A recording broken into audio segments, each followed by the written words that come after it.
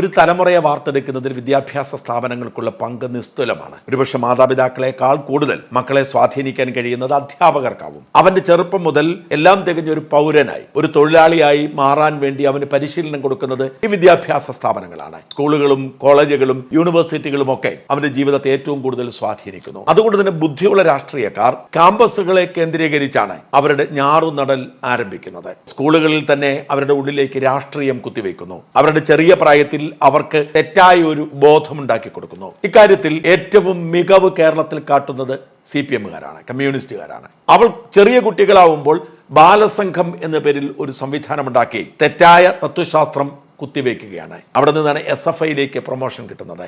SFIയുടെ ലക്ഷ്യം തന്നെ ജനാധിപത്യവും സോഷ്യലിസവുമാണ്. അതായത് എല്ലാവർക്കും തുല്യതയുള്ള ജനാധിപത്യവും അഭിപ്രായ സ്വാതന്ത്ര്യവുമുള്ള ഒരു ലോക സൃഷ്ടിക്ക് വേണ്ടി ഒരുക്കുകയാണ് കുട്ടികളെ. ഇതൊക്കെ മിഥ്യയാണെന്നും തട്ടിപ്പാണെന്നും ഇവർ തിരിച്ചറിയുന്നില്ല. ഇങ്ങനെ കടന്നു പോകുന്ന കുട്ടികളിലെ തന്ത്രജ്ഞന്മാർ രക്ഷപ്പെടും. ചിലർ MLA-മാരാകും, MP-മാരാകും, ചിലർക്ക് പിൻവാതിലൂടെ നിയമനം കിട്ടും. അങ്ങനെ അവർ കാര്യസാധ്യം നേടിപ്പോവുകയാണ്. വിവേകമുള്ളവർ വേറെ വഴിക്ക് പോകും. അങ്ങനെ കലാലയങ്ങളെ, ക്യാമ്പസുകളെ, യൂണിവേഴ്സിറ്റികളെ അവർ സമ്പൂർണ്ണ നിയന്ത്രണത്തിലാക്കുന്നു. ഈ കമ്മ്യൂണിസ്റ്റ് ആശയത്തോട് ചേർന്ന് നിൽക്കുന്നവർക്ക് സർവകലാശാലകളിൽ ഉദ്യോഗം കിട്ടും. PSC അല്ല അവിടെ നിയമനം നടത്തുന്നത്. ഇത് സ്വയംഭരണ സംവിധാനമായതുകൊണ്ട് തന്നെ അവരുടേതായ രീതിയിലുള്ള നിയമനമാണ്. ഈ പാർട്ടി സംവിധാനത്തോട് ചേർന്ന് നിൽക്കുന്നവർക്ക് മാത്രമേ അവിടെ നിയമനം കിട്ടൂ. സിൻഡിക്കേറ്റ് എന്നും സെനറ്റ് എന്നും ഒക്കെ പേര് പറഞ്ഞ് ജനാധിപത്യം സംരക്ഷിക്കാൻ ഉണ്ടാക്കിയിരിക്കുന്ന സംവിധാനം ഈ കമ്മ്യൂണിസ്റ്റ് ചാവേറുകളെ കൊണ്ടു നിറയ്ക്കും. അങ്ങനെ ഈ ആർക്കും വേണ്ടാത്ത വ്യാജ ചെങ്കൊടി സാഹിത്യം നമ്മുടെ തലമുറയുടെ മേൽ അടിച്ചേൽപ്പിക്കും. ഇതാണ് നമ്മുടെ സർവകലാശാലകൾ നേരിടുന്ന ഏറ്റവും വലിയ പ്രതിസന്ധി.